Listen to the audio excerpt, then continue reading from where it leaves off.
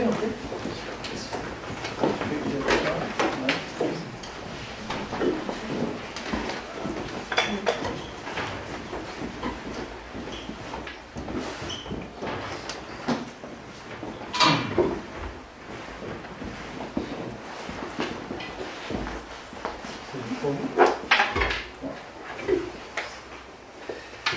Alors, je suis honoré de votre présence. J'aimerais vous parler de cheminer spirituellement seul. À savoir, il y a beaucoup de gens en fait qui sont plus du tout dans des organisations, des églises, des communautés, etc. Et ce qui n'est pas forcément une mauvaise chose, mais il y a beaucoup de gens qui se retrouvent un petit peu à faire leur bidouillage seul, on va dire, cheminer spirituellement seul, alors qu'il existe tant de possibilités pour être à la fois seul et à la fois peut-être un petit peu guidé. Puisque, après ça dépend de ce qu'on veut, hein, évidemment. Si on veut juste faire du tourisme un peu, en fait. Ou bien si on veut vraiment aller efficacement en profondeur, chercher ce qu'on cherche vraiment finalement, parce que toute la démarche spirituelle, elle part de cette question, qu'est-ce que vous voulez vraiment? Qu'est-ce que vous voulez, pas en surface, mais qu'est-ce que vous voulez vraiment en profondeur? Et donc, cheminer spirituellement, cheminer c'est marcher, c'est une démarche. Donc elle commence avec cette question, et certains d'entre vous, vous cherchez plus l'harmonie, peut-être d'autres plus l'amour, d'autres être heureux, d'autres cherchent à être bien, à être paisible, à être, etc. Il n'y a pas un objectif commun à tous. Évidemment, chacun a tendance à voir par sa fenêtre, et certains diront mais non, tout le monde cherche à être tranquille, paisible. Ben non, c'est pas le cas. Il y en a certains qui diraient tout le monde cherche l'amour, ce n'est pas le cas. Mais tout ça, en fait, se trouve à l'intérieur de nous-mêmes, comme on l'a tant et tant dit et redit, la quantité de maîtres spirituels l'ont dit et redit. Tout ça est à l'intérieur de nous-mêmes. Encore faut-il savoir aller le chercher. Le premier schéma que j'aimerais faire, c'est, voilà, vous avez un homme qui marche sur la planète. Là, il est sur Terre. Il peut marcher dans le sens horizontal. Horizontal, il peut explorer le monde, il peut explorer les différentes capacités qu'il a, il peut développer ses dons, il peut visiter différentes activités, s'améliorer dans ces différentes activités, etc., développer le social. Tout ça, c'est une chose. Il peut également descendre verticalement pour aller au centre de lui-même, qui va s'appeler différemment dans différentes traditions. On va dire le soi, on pourrait dire le Bouddha en nous, on peut dire le Christ en nous. C'est l'endroit dans lequel il y a ce qu'on cherche vraiment. Donc l'amour, la paix, la joie, etc. Et puis on peut également faire ça.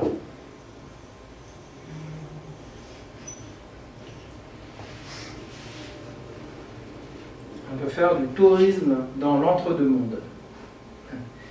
Il y en a beaucoup qui le font maintenant, de plus en plus, puisqu'on a beaucoup de possibilités de faire toutes sortes de voyages dans d'autres dimensions, de voyages mentaux, de voyages spirituels, d'exploration énergétique, d'exploration psychologique, etc. Et en fait, on peut facilement être intéressé par-ci, par-là, un séminaire, un autre, etc. Et sauter de branche en branche. Et finalement, on n'a pas de direction. Donc ce que je vous propose comme premier pas pour marcher spirituellement par vous-même, c'est d'avoir une démarche orientée vers un but profond qui est toujours le même, qui a toujours été le même, vous l'avez toujours cherché, c'est quelque chose que, adolescent, c'était déjà là, vous aviez déjà cette aspiration. au fur et à mesure des années, cette aspiration n'a pas changé.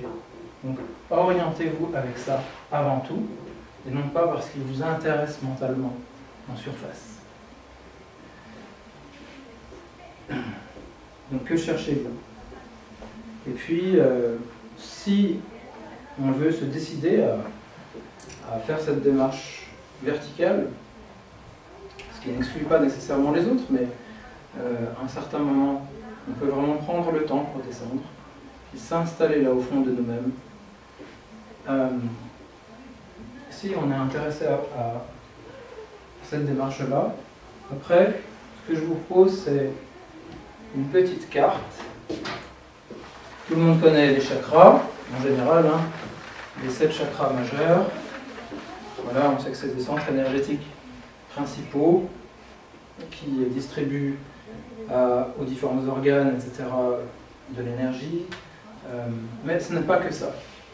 Les 7 chakras, c'est aussi 7 paliers de progression sur le cheminement spirituel, sur le cheminement de la conscience.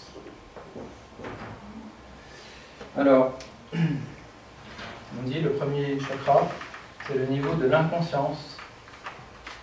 On va partir de l'inconscience spirituelle et on va aller à la supraconscience qui est tout en haut. On pourrait l'appeler supraconscience, on peut l'appeler l'éveil, on peut l'appeler l'illumination, on peut l'appeler la réalisation de soi, etc. Et on a des étapes comme ça dans le cheminement spirituel. On parlait des grandes religions. Quand on est dans les grandes religions et qu'on y est bien, eh bien, on est généralement sur le 3e étage, qui est le stade conventionnel, traditionnel. On l'appelle différentes façons. Conventionnel, traditionnel, mythique.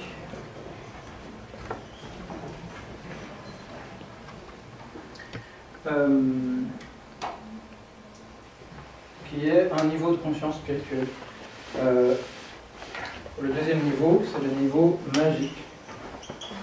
Le niveau magique est superstitieux.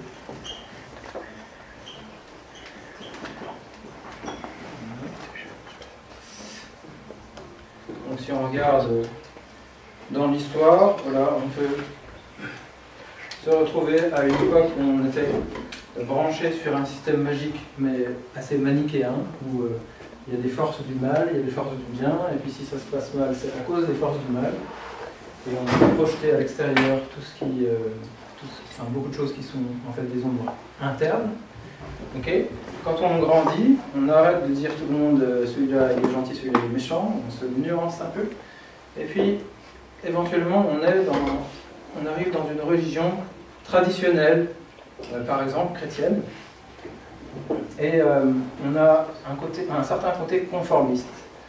On croit à des dogmes, on croit à des traditions, et on croit que si on met simplement sa foi en Jésus-Christ, on va au paradis. Et donc, si on commence à fouiller là-dedans, on va constater qu'on croit au Père Noël. Bien sûr, quand on est dans l'enfance, à un certain moment, on croit au Père Noël. À un certain moment, on n'y croit plus, parce que il y a tellement d'évidence petit à petit qui s'affiche que ce n'est pas le cas, que c'est le Père, et qui ne descend pas par la cheminée, etc. Et donc, on passe à autre chose. Et donc, dans notre histoire, en Suisse, en France, on est passé du christianisme dominant à l'ère, on va dire, de la productivité, de la rationalisation. C'est la tête, c'est l'excès de rationalité qui a renversé l'Église. Donc on est rentré dans cette ère rationnelle. Et ça, c'est à partir de quand? C'est à partir du siècle des Lumières. C'est l'ère rationnelle, où on est orienté donc vers ce qu'on peut prouver, ce qu'on ne peut pas prouver. On doit tout réfléchir par la tête. C'est l'hégémonie de la tête, quoi. On ne peut plus faire ces petits trucs, ces petits rituels, on ne peut plus faire sa magie, on peut plus se fier à l'intuition, on ne peut plus se fier au cœur. Là, quand on est là, c'est le rationnel qui domine. Et les gens qui sont au pouvoir, en général, sont de ce niveau-là, à ce moment-là. Donc il y en a encore beaucoup. Actuellement, on dit qu'à peu près 50% aujourd'hui de la population en France, en Suisse, est sur ce niveau-là. C'est le niveau dominant. On a environ 30% qui se trouvent ici, un peu moins de peut-être 25%, et on a à peu près 20% de la population qui est passée sur le 5e niveau maintenant, qui est l'ère, non plus l'ère moderne, on appelle aussi le 4e niveau l'ère moderne, et là on est passé sur l'ère postmoderne, qu'on appelle aussi l'ère pluraliste.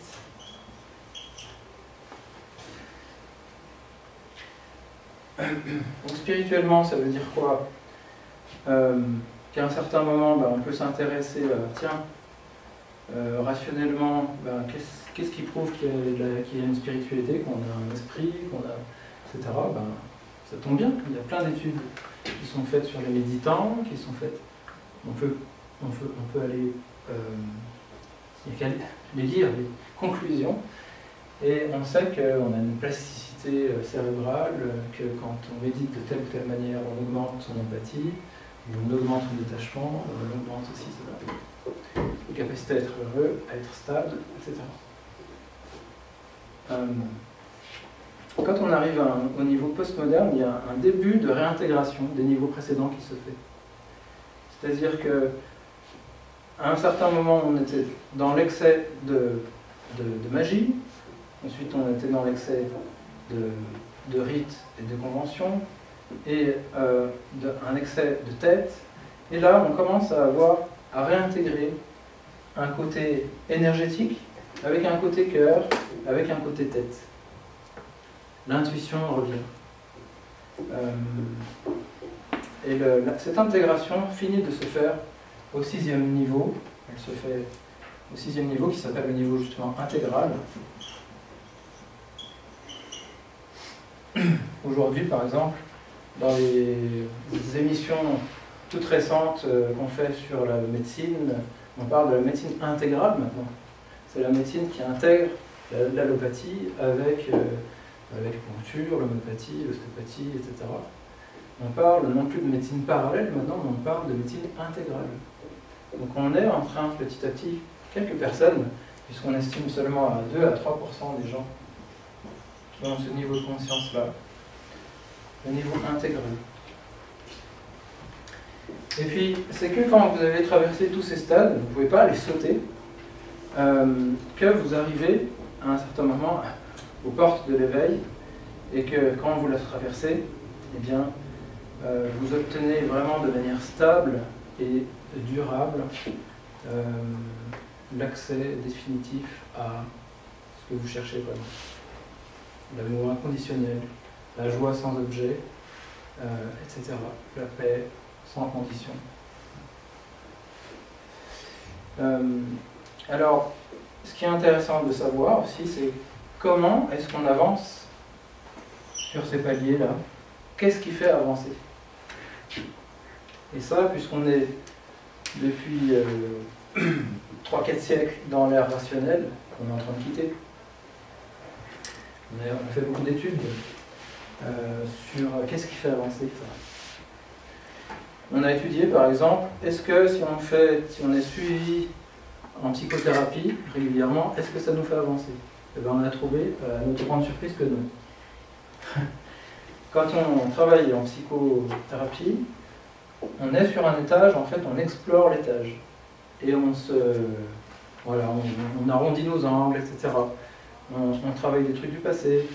Mais on reste en fait, on est sur un travail horizontal. Pour faire un travail vertical, d'évolution verticale comme ça, transcendantale, il faut justement une activité, une non-activité transcendantale. C'est mon deuxième point ce soir. Pour cheminer spirituellement, vous devez avoir une direction qui est toujours la même, et 2, vous devez avoir une activité, une non-activité transcendantale. Ça veut dire quelque chose, une activité qui ne sert à rien. Une activité où, voilà, par exemple, vous faites du Qigong, vous faites du Tai Chi Chuan, vous faites une posture de yoga, vous faites quelque chose en pleine conscience. Ça peut être boire votre café, ça peut être aller suivre les cours de Marc pour apprendre ce que c'est que la pleine conscience et puis l'instaurer. Peu importe, aujourd'hui on a tellement accès à quantité de choses, même à l'hôpital cantonal. Vous avez maintenant les cours MBSR, donc de pleine conscience, comment c'est mindfulness, stress reduction, etc. Qui est où on vous dit, on vous met tout cuit toutes les études qui ont été faites sur les avantages de la méditation, et on vous apprend à vivre en pleine conscience. C'est juste ça. Qu'est-ce qui vous permet d'avancer? C'est de vivre en pleine conscience. Donc, à partir de là, vous pouvez trouver votre voie. Vous pouvez trouver votre manière à vous de vivre en pleine conscience. Par exemple, moi, j'ai beaucoup travaillé ma pleine conscience dans ma cuisine.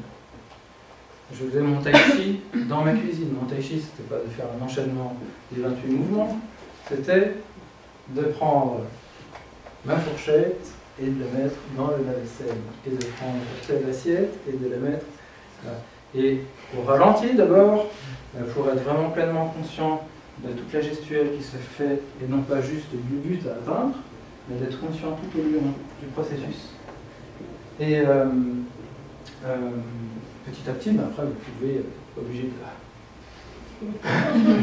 de ralentir sans arrêt. Vous pouvez être en pleine conscience, en pleine conversation, être en pleine conscience en regardant la télévision, en lisant, en faisant votre travail, etc.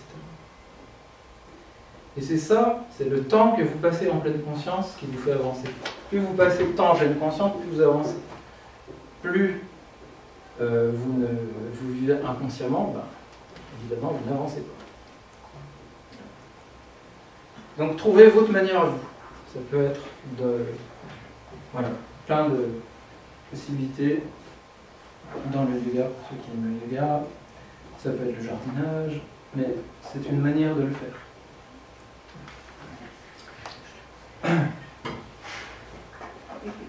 Pour donner une dernière image par rapport à cette échelle, c'est comme si vous habitiez, en fait, cette échelle, c'est comme si vous habitiez un immeuble. Vous n'avez rien changé en étant à l'extérieur. Vous habitez toujours à la même adresse, sauf que quand vous habitez au premier étage, imaginons de ces villes futuristes, comme dans le 5e élément de Luc Besson, où ceux qui habitent tout en bas, ils sont dans un brouillard incroyable, il y a de la pollution. Vous êtes empoisonné, vous êtes obligé de mettre des barreaux à votre porte et à vos fenêtres, parce que la police ne descend même pas là-dedans, c'est un chaos pas possible. Au deuxième étage, c'est un peu mieux, etc. Et en fait, plus vous montez, moins il y a de nuages. Vous arrivez au 6e étage, commencez à voir le paysage, vous avez du bon air, et puis au dernier étage, vous êtes sur votre hamac, et vous avez votre piscine sur le toit, et vous voyez avec les palmiers, je ne sais pas bien dessiner le palmier, vous avez des palmiers, vous avez du soleil, et ça en permanence, et vous voyez les montagnes, vous voyez la mer, vous êtes, comme dirait Chuang Tzu, il dirait, vous êtes au hameau des vacances perpétuelles, qui a un double sens, en fait, c'est le hameau de la vacance perpétuelle, et c'est le hameau en même temps des vacances perpétuelles. Donc c'est ce que je vous souhaite, c'est d'aller vous installer là-haut, et Je sais pas si j'ai encore 5 minutes. Ouais. Donc on n'arrête pas, je continue. J'aime beaucoup le Viking. Le Viking, c'est un summum de la sagesse chinoise, écrit les millénaires. Et demandez aux Vikings, qu'est-ce que tu penses de ça là? Cheminer spirituellement seul. Qu'est-ce que le Viking me répond? Il me répond par, tout à fait logiquement, par l'hexagramme 10, qui s'appelle la marche. Voilà. Tu es dans une démarche, il faut savoir, il faut apprendre à marcher. Alors, donc, les traits yang, les traits yin qui sont les traits brisés. Voilà. On est dans le taoïsme, hein, avec le yin et le yang. Donc, dans le yin, on tire ça des hexagrammes, donc plusieurs traits yin ou yang. Et puis ça, c'est l'hexagramme numéro 10, qui s'appelle la marche. Et ça s'appelle aussi, dans le titre complet, la marche du tigre, ou marcher sur la queue du tigre. Donc il y a différents sens, selon nous. Et quand on tire un hexagramme, on regarde toujours son hexagramme nucléaire, qui est au centre en fait de la question. Donc à ce moment-là, on prend les traits qui sont au centre, et puis ça nous donne le feu en bas, et ça nous donne le bois en haut, qui donne en fait le foyer. C'est un foyer, le feu avec du bois dessus. Ça représente la famille. Donc le Viking nous répond, cheminer spirituellement, n'oublie pas qu'en fait tu ne chemines jamais spirituellement seul, tu chemines toujours avec ta famille, avec le foyer. Et ceci, peu importe si vous êtes dans une caverne, vous travaillez, vous êtes aussi avec votre famille, puisque vous portez votre lignée et vous portez votre famille énergétiquement en vous, dans vos souvenirs aussi. Donc, même dans la méditation, tout cela vous travaille, et c'est bien. Quand j'entends des femmes surtout, souvent qui me disent oh, j'aimerais avoir un mari plus spirituel, je vais le quitter parce que il ne suit pas du tout, lui il est très rationnel, eh bien, c'est avec des gens comme ça en fait que vous avancez. C'est pas quand vous êtes seul et puis qu'il n'y a personne pour vous confronter que vous avancez. C'est quand vous êtes avec celui qui sait où appuyer, sur quel bouton appuyer pour vous rendre mûr, quoi. Hein, vous sortir vos vieux démons. Donc, il faut les faire sortir pour pouvoir les travailler. Alors, déjà, petit rappel du Viking. Et après, qu'est-ce qu'il nous dit? À chaque ligne, il nous donne un conseil de marche. Dans le texte, première ligne, il nous dit « marche avec simplicité et dans l'humilité ». Si tu es arrogant, à ce moment-là, cette ligne-là, elle se transforme, donc elle devient yin, et ça nous donne le trigramme de l'eau. L'eau dans le ciel, c'est la pluie, et c'est les nuages sombres. La Bible dirait la même chose, Jésus dirait, le Dieu fait grâce à l'humble, mais il rabaisse l'orgueilleux. Si vous partez spirituellement dans une démarche quelconque, avec de l'orgueil, ça ne va pas le faire. Il faut y aller en pleine humilité. Deuxième ligne, le Viking nous dit « marche sur un chemin plat et uni ». Chemin plat, ça veut dire ne pas se chercher de complications. Souvent, on fait des détours partout parce qu'on veut aller chercher telle et telle technique et on complique les choses beaucoup. Tout ce qu'on a à faire, encore une fois, c'est juste à être en pleine conscience dans notre quotidien. Simple. Et uni, plat et uni. Uni, dans ce texte, ça veut dire autant fidèle à soi-même que innocent. Fidèle à soi-même, encore une fois, c'est votre voix. C'est pas la voix de quelqu'un d'autre, c'est pas la voix de Jésus, c'est pas la voix de Gautama Bouddha. C'est à vous de trouver votre voix, qui vous correspond à votre nature. Donc fidèle à vous-même. Troisième ligne, c'est le texte nous dit « Il marche sur la queue du tigre, et le tigre lui mord ». Ça, c'est quand on vient là, on est en troisième ligne, on transforme le yin en yang ici. 3 traits, c'est l'empereur, c'est le roi. On se prend pour le roi, on se prend pour l'empereur. C'est en gros quand on pète plus haut que son cul. Là, à ce moment-là, le tigre mord. C'est-à-dire que le tigre, là, il est là, il est plus fort. Et vous êtes tout simplement remis en place. Ça, vous êtes remis en place.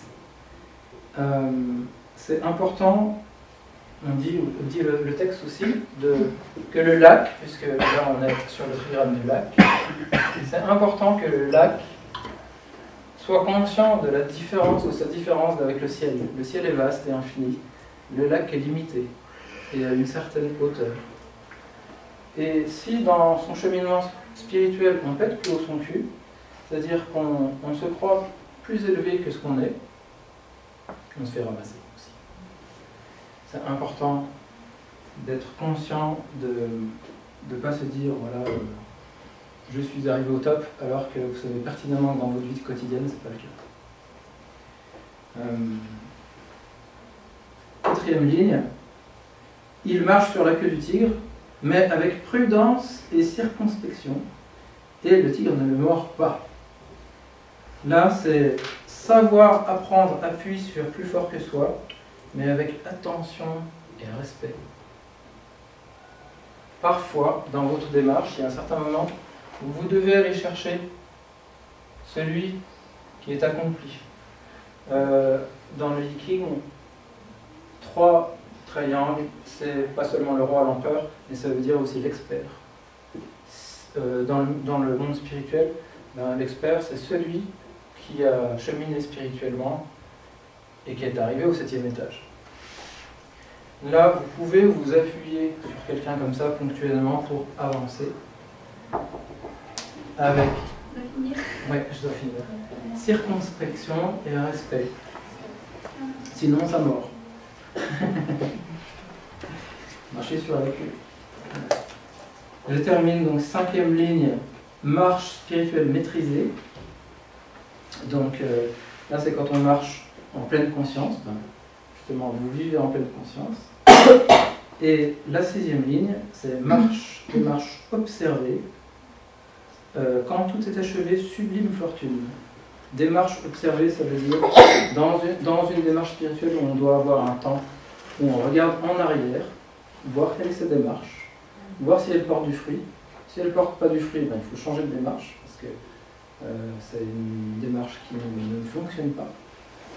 Et puis, ça vous renvoie à tout ce qui est vipassana et autres, c'est-à-dire voir quels sont les résidus de vos actions, de vos émotions, tout ce que vous n'avez pas digéré. Vous le considérez en pleine conscience, vous l'accueillez, et cela est digéré et recyclé. Important de faire cela. Si on le fait ça régulièrement, et quand on a fini de le faire, qu'est-ce qui se passe? En fait, on arrive au 7e étage. Donc c'est vraiment un trait important qui nous dit, quand tout est achevé, sublime fortune. Merci beaucoup de votre